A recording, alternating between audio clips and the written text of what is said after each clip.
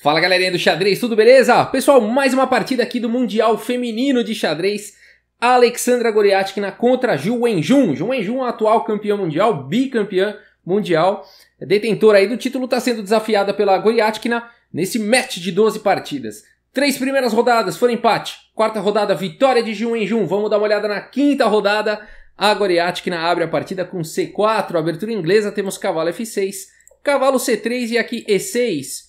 E4 pela Goriatkina e D5. A Ju Wenjun vai diretamente aí ao centro. A partida segue com C por D5, E por D5 e agora E5. Avançando aí, atacando o cavalo. O cavalo vem para E4. Muito ruim você capturar aqui esse cavalo em E4. Fica incomodando aqui depois de D por E4. Esse peão fica bem forte, tomando bastante espaço aí na posição, né?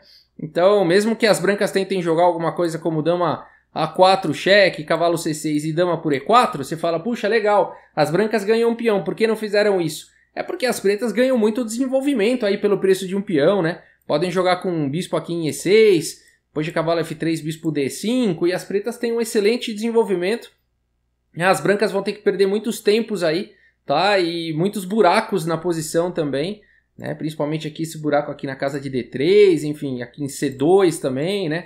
Tem cavalo entrando no futuro. Então as brancas não ganham nada com isso, além do peão. Tem um preço muito alto aí pelo peão, tá? Então por isso que aqui, em vez de capturar, a Goriatkina segue simplesmente com cavalo em F3, desenvolvendo peça. A partida seguiu com bispo em F5 e agora D3, atacando o cavalo. Cavalo por C3, B por C3 e agora a Ju Wenjun faz o lance C5. Né? Então aí atuando no centro com esse peão lateral. D4 e agora dama em A5. Interessante notar que antes de dama em A5 essa posição já foi jogada algumas vezes, inclusive Carlsen contra Aronian em 2018, se eu não me engano, e aqui o Aronian de negras fez o lance C4, tá? Então cavalo C6 também já foi tentado, mas dama A5 é uma novidade aqui no lance nono, no nono lance aqui pela Ju Wenjun. Legal, tá atacando o peão aqui de C3. A partida seguiu com bispo D2 defendendo e agora cavalo C6 desenvolvendo.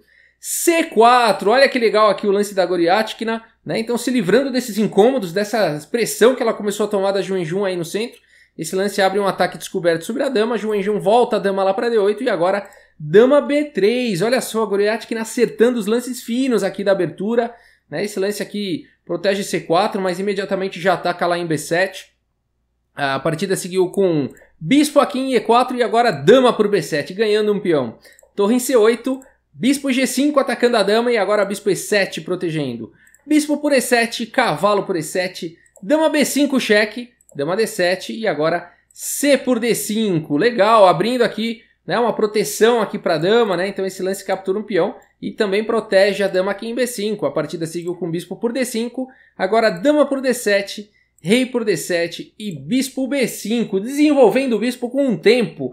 Nada melhor do que você desenvolver um bispo ganhando um tempo aí ainda com cheque, né? E agora esse rei aí, enfim, o rei da Ju Wenjun vem aqui para E6, tá? Então, e vale dizer que aqui a Goriatkina tá com um peão a mais, né? 2, 4, 6 contra 5. Né? Vamos ver se ela consegue segurar essa vantagem. Cavalo G5 cheque, olha só. Depois de rei F5, o cavalo não pode capturar aqui em F7 porque o bispo tá protegendo essa casa. E também não dá para jogar um lance como o bispo D7, dando cheque, né, e capturando a torre na sequência, porque senão as pretas vão capturar aí duas peças menores, né, o cavalo e depois futuramente o bispo por uma torre, não vale a pena na maioria das vezes. Então aqui a Goriatkina simplesmente protege primeiro o cavalo e fica ameaçando então jogar o lance bispo D7. E a Ju Wenjun faz o lance aqui C por D4, permitindo o bispo D7 cheque. Poxa, Rafael, será que ela não viu? Será que ela pendurou? Não, esse é o melhor lance mesmo, tá? A ideia das negras aqui é capturar, né, o peão mais uma vez, depois capturar o peão de E5, que vai ficar enfraquecido, e as pretas vão ter um peão passado, tá? Então essa é a estratégia aqui da Ju Wenjun, né? Uma outra possibilidade aqui, ao invés de capturar o peão, né, se não quiser perder a torre, seria jogar um lance como rei G6, tá? Mas as brancas ficariam muito bem aqui, depois de, por exemplo, bispo D3 cheque, rei H6, bispo E4, torre de H em F8, protegendo o peão de F7, bispo por D5, cavalo por D5, D por C5, torre por C5 e roque, uma possível continuação, as pretas não teriam vantagem nenhuma e compensação nenhuma pelo peão a menos, tá? Então a Ju Wenjun não quer ir já para um final onde ela não vai ter chance nenhuma, provavelmente vitória aqui para a Goriatkina, então ela prefere criar oportunidades aqui com o lance C por D4 e ficar com esse peão passado. Vamos ver como seguiu a partida então. C por D4, bispo D7, cheque. Rei por E5 e agora bispo por C8. Torre por C8 e roque. Legal, bacana a ideia da Jun Wenjun, né? Então ela tá com uma troca a menos, no entanto aí tá com um peão a mais e um peão passado aí na coluna D, né? E um rei bastante ativo. A partida seguiu com rei D6, torre de F aqui em E1, torre C2, a torre na sétima, A3 e agora H6 expulsando o cavalo daí. O cavalo vem para E4 com cheque, bispo por E4, torre por E4 e aqui cavalo C6. H5 pela Goriatkina, um lance interessante aí parando os peões da ala do rei. G6 e agora torre aqui em F4, atacando o peão de F7.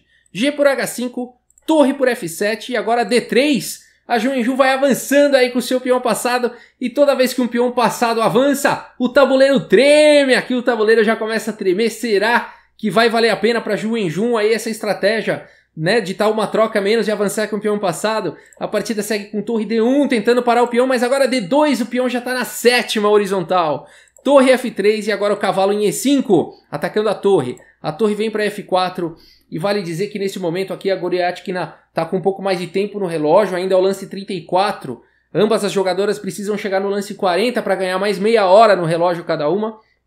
E aqui a Jun Wenjun já está tipo com 9 minutos e ela gasta 5 minutos para fazer o lance agora cavalo C6. Na pressão do tempo, ela faz esse lance cavalo C6 que a gente vai comentar daqui a pouco. A partida segue com rei F1 e agora rei E5, atacando aí a torre. A torre vem para F3, agora cavalo em A5. Rei E2, então aqui a Goriatkina cumpre um objetivo importante, que é levar o rei para E2, né, onde vai estar existindo uma pressão no peão e também segurando a casa de promoção. Cavalo C4 protegendo o peão, mas agora a torre H3. A posição da Goriatkina está segura, né? O rei está protegendo a torre, né? Caso as pretas joguem um lance como torre C1, né? E escravizando o cavalo. Se o cavalo sair daí, cai o peão. Legal. Posição dos sonhos aqui para as brancas. A partida segue com torre A2 e agora a torre por H5, cheque. Rei D4, torre H4, cheque, rei C5. E agora a torre aqui em H3. Trazendo uma defesa para o peão. A5, F4. A Goriatkina vai avançando agora com esses peões da ala do rei. Rei D5 tentando segurar a torre F3, passando a torre por trás do peão passado para dar apoio para a subida. Rei E6 tentando segurar e agora G4, trazendo mais um peão aí para ajudar no avanço. A4 pela Jun Wenjun e agora a torre H3, atacando o peão de H. Rei D5, agora F5. Veja como a Goriatkina não perde tempo para ir avançando aí com o peão passado. Rei E5 e agora a torre C3 atacando o cavalo. Cavalo por A3 e agora a torre C5, cheque. O rei vem para D6 atacando a torre. E agora, o que jogar numa posição como essa, o que jogar a Goriatkina, enfim, tem alguns lances bons aqui, né? Torre C8 é um lance interessante, torre C3 também é um lance interessante, mas ela vai para um lance muito bacana aqui, um lance de efeito, mas além de ser um lance de efeito também é um lance bom, porque tem muito lance de efeito que não é bom, né? Mas esse é um lance de efeito bom, o lance F6, né? Esse lance, ele é bacana porque ele deixa a torre aqui, né?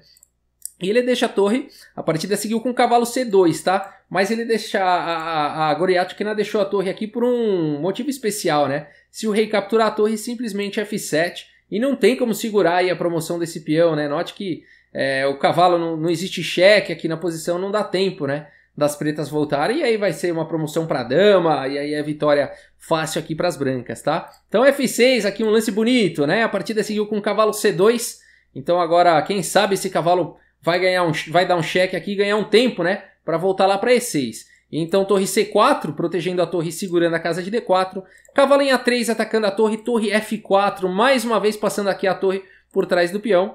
E nessa posição a Jun Wenjun abandonou porque não dá mais aqui para segurar esse peão passado, né? Apesar da Jun Wenjun ter conseguido aí esse peão na sétima, né? E tudo mais, a Goriatkina acertou melhor aí os lances, conseguiu criar o seu peão passado, né? Só que o dela é imparável, diferentemente do peão aí da Jun Wenjun, o da Goriatkina é imparável, tá? Então aqui realmente abandonou. Não dá, né? Se tentar jogar aqui torre B2, né? Na tentativa de tentar parar o peão, simplesmente torre por D2 é cheque, né? E aí forçaria as trocas, né? Vamos por torre por D2, rei por D2, mesmo que tenha cavalo C4, né? Para o cavalo tentar voltar, quem sabe ele chega em E5, mas esse cavalo tá morto aí, né? Torre por C4 simplesmente. Rei E6, torre em F4 de novo, né?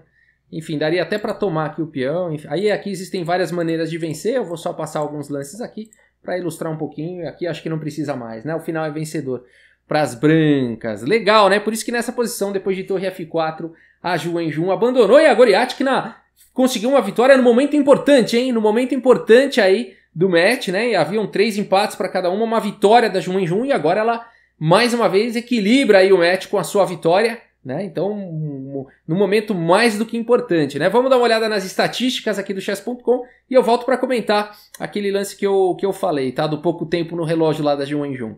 Bom, aqui olha só o relatório do chess.com, 97,9% de precisão para a Goryachkina, 94,4% de precisão para Zhu Wenjun, monstras, né, no tabuleiro aqui. 33 dos lances para a Goryachkina foram os melhores, 29 da Zhu Wenjun, 3 lances excelentes para cada uma, 9 lances bons para a russa, 4 para a chinesa, 4 lances aí de livro, uma imprecisão e um erro e só da Goryachkina, e aqui 7 imprecisões, um erro e 2 gafes. A Zhu Wenjun errou um pouco mais, principalmente ali na pressão do relógio, tá? Vamos dar uma olhada onde é que a coisa se complicou de fato, né? Mas vale dizer que essa ideia da Zhu Wenjun de criar o peão passado foi sensacional. O problema foi a falta do tempo nessa posição aqui, ó.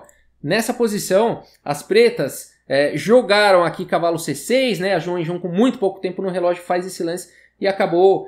realmente as brancas ganham de maneira forçada se acharem os melhores lances, tá? Depois de cavalo C6. Interessante observar que cavalo C4 parece segurar o empate aqui para as negras, tá?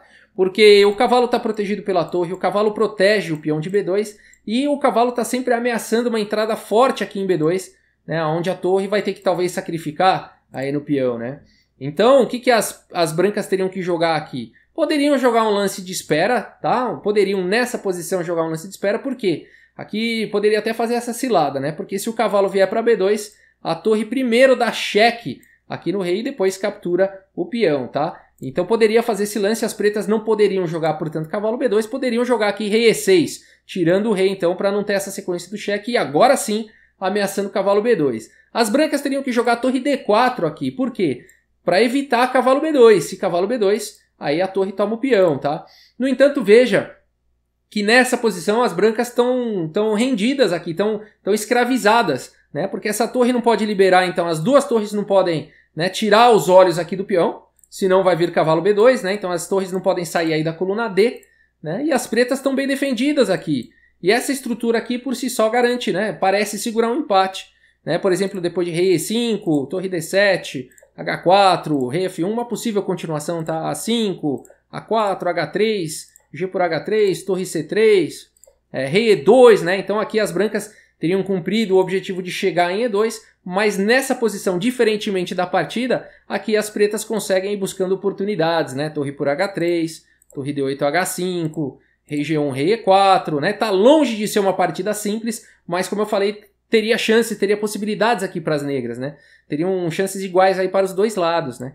Rei D1, torre H2, torre F1, torre H4, por exemplo, torre F8, torre H3, rei C2, torre F3, tá? Muitas possibilidades existem. Essa partida pode ir muito longe ainda e poderia ter seguido de diversas formas diferentes, mas, como eu falei, haveria chances aí para os dois lados. Legal? Então foi naquele momento aí que a Zhu Wenjun, né, errou a mão aqui com cavalo C6, cavalo C4. Poderia durar mais aí na partida, legal? Espero que vocês tenham gostado aí da partida. Pessoal, aquele tempinho, aqueles poucos segundos, que tal? Se você gosta aí do canal, se você gostou do vídeo, que tal investir poucos segundos aí para dar sua curtida, para se inscrever no canal se você ainda não fez isso, que você vai estar ajudando aí o canal Xadrez Brasil, tá bom? É isso, pessoal. Muito obrigado pela audiência, um grande abraço para todos vocês e até a próxima. Valeu!